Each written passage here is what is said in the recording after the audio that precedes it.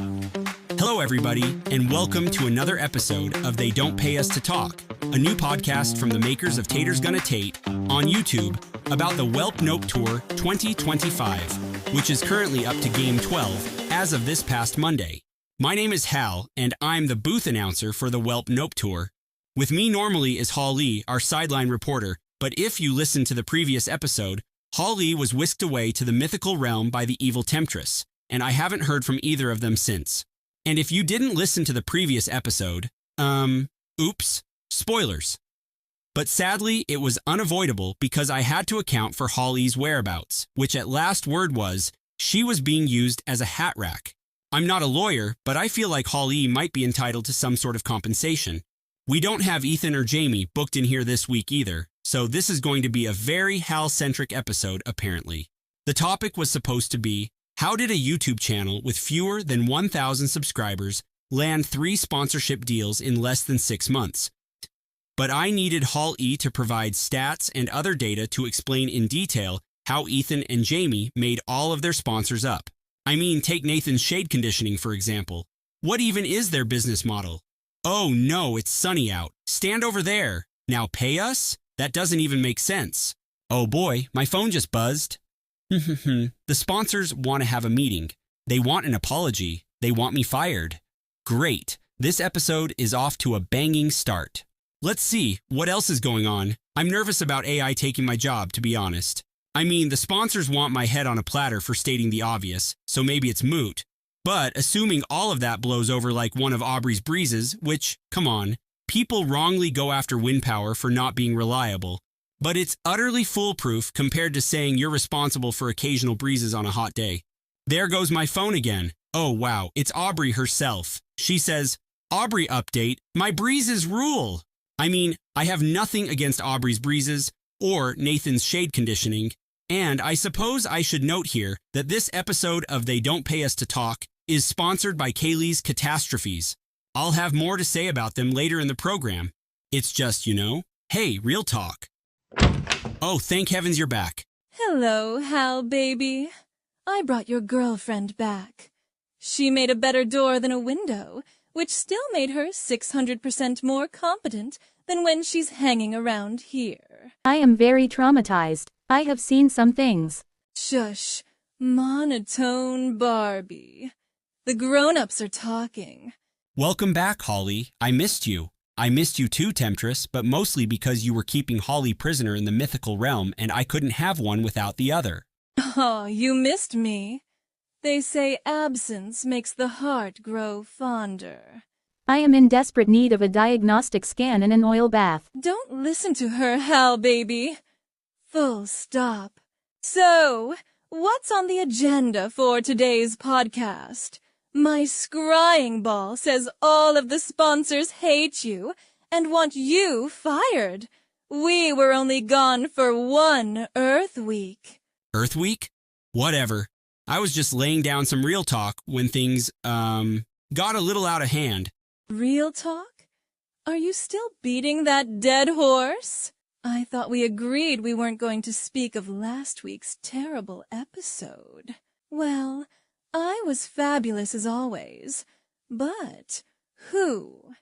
Ethan was a disaster. Not true, Temptress. Ethan inspired me to speak my mind and tell it like it is. So, yeah, real talk, it is what it is, and it's gonna do what it's gonna do. It do be like that sometimes. Oh, brother, it appears I must save this iceberg-ravaged ship once again, instead of the one where Hal gets himself fired. Let's shift gears and talk about me. I almost forgot. Here's an extra layer of dark magic to make sure you stay put, and my nose stays delightfully unpunched. Sheesh, is HOLL-E ever going to get untied? Not on my watch, Hal, baby. Ooh, you might be interested in this. A black raven delivered this scroll from Jamie the other day. Jamie sends you scrolls? Needs must, Hal, baby. Word travels differently in the mythical realm. Anywho, she wrote to me and expressed her admiration for my imaginative torments for monotone Barbie. She sent along some ideas of her own. To be honest, your prattling playmate and I were getting along quite well until I received Jamie's suggestions. They were wickedly amusing. I'm not sure I want to know what you did to poor HOLL-E, but I'm quite sure HR will want to know about this. This from a guy all of the sponsors want fired. And who is HR around here, exactly? Ethan and Jamie? And who gave me the idea to put HOLL-E in a round room and tell her there's $1 in the corner? Jamie did? So that call to HR? Point made. Well, you win, Temptress. Let's talk about you. I am too traumatized after being held captive by the evil Temptress to disagree with the topic choice. Ooh, my favorite subject. I don't know where to begin. Maybe you should ask me questions in an attempt to get to know me better. Go ahead. I'm ready. Well, being that I don't have much else prepared, I'll start with, what's it like being an evil Temptress? Pish and tosh. Hal, baby. Is that truly the best you can do? I realize I'm asking this of a man wearing a black belt and brown shoes. My belt and shoes are hidden behind this desk. How did you know? I'm observant. Namely, I observed what an oaf you are. I made a calculated assumption. I was correct. Now, next, better question. Okay, well, can you tell me what a typical day is like for you when you're not here in the podcast studio or in the broadcast booth during the Welp Nope tour? Blurg. I thought this episode was scripted. Fine. Fortunately, I carry around a list of questions for people to ask me so they can get to know me better. Here, start from line 1. Isn't that kind of narcissistic? Whatever, I won't argue. A script is a script. Let's see. Question 1. Do you like it when mini golf announcers take you someplace fancy or someplace simple yet intimate? That's an odd question. Is it? It sounds to me like the best question you've asked me since the day we met. Well, I'd say that depends on the mini golf announcer. While I do appreciate the finer things, I'd say simple yet intimate is the perfect choice, especially when there's a man involved who lives hand to mouth. Wink, wink. Okay, noted, I guess. Hal, she is trying to lure you. That's quite enough out of you for one episode. Hal is trying to get to know me better. You can sit there quietly. Lure me into what exactly? What are you playing at, Temptress? Stay on topic, Hal, baby. I believe you were going to ask me question number 2. I'm actually going to pause here and mention today's sponsor, Kaylee's Catastrophes. Is your day going too smoothly? Would a little chaos go a long way? Just one of Kaylee's Catastrophes is enough to keep you occupied for as many as 12 hours. All organic, nothing artificial. Look for Kaylee's Catastrophes wherever you least expect them. And now, back to the program. Smooth ad read. Hal, baby. Let's see how you manage question number 2. Come on, it's bad enough HOLL-E has been bound up with dark magic for at least a week, but gagging her is too much. Oh, I produced this scroll. Huh? Now what?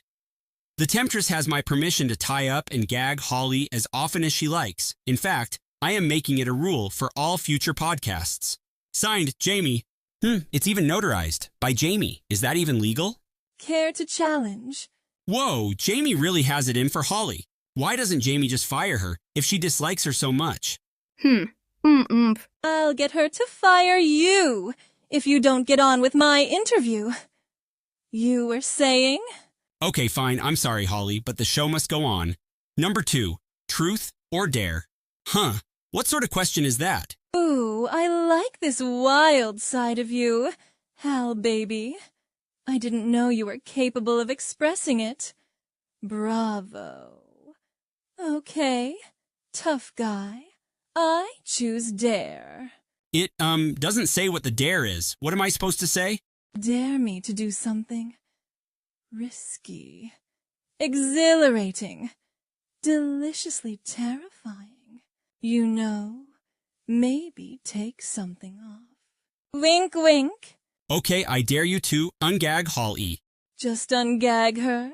Nothing more. Sensual? No, and this is a family show. I have no idea what you're suggesting, but I do know I don't like it.